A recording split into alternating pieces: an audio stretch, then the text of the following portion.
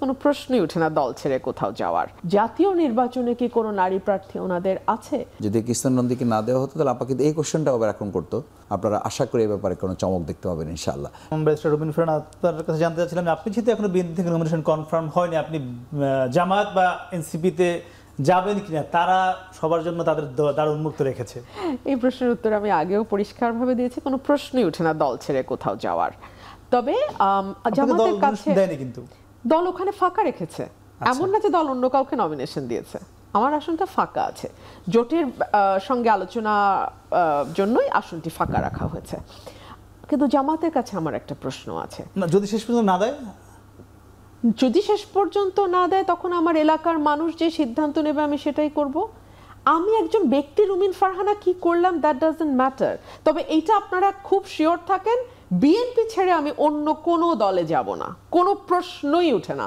আপনি জানি না কেন এটা আমাকে বলানোর চেষ্টা করছেন আমি কোন দলে যাব, প্রশ্নই ওঠে না, আমি অন্য কোনো দলে যাব না। তাহলে তো বিএনপি নির্দেশনা মেনে হয়তো নির্বাচন করবেন না, সেটাই আমরা ধরে নিতে পারি যদি নমিনেশন না দেয়। আমার দলের, আমার নেতাকর্মী, আমার ভোটার, এদের সবার সিদ্ধান্তই আমার সিদ্ধান্ত, সেটা দেখা যায়। জি, জামাতের প্রতি আপনি যে কথা বলছিলেন, জি, ওনারা নারী প্রার্থী দিয়েছেন আমাদের ছাত্র সংসদ নির্বাচনগুলোতে।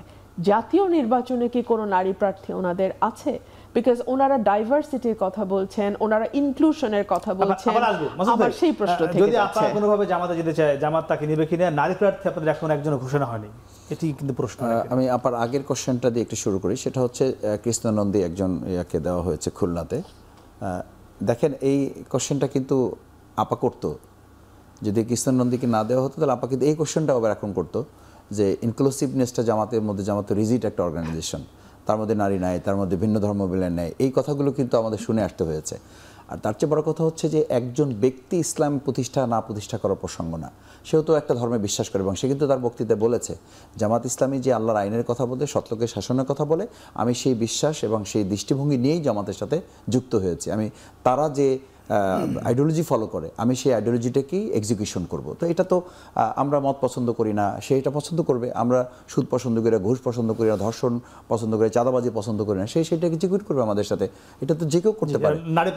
নারী প্রার্থীর ব্যাপারে ইতিমধ্যে আমাদের আলোচনা হয়েছে, আমরা এটা আন্ডার ডিসকাশন।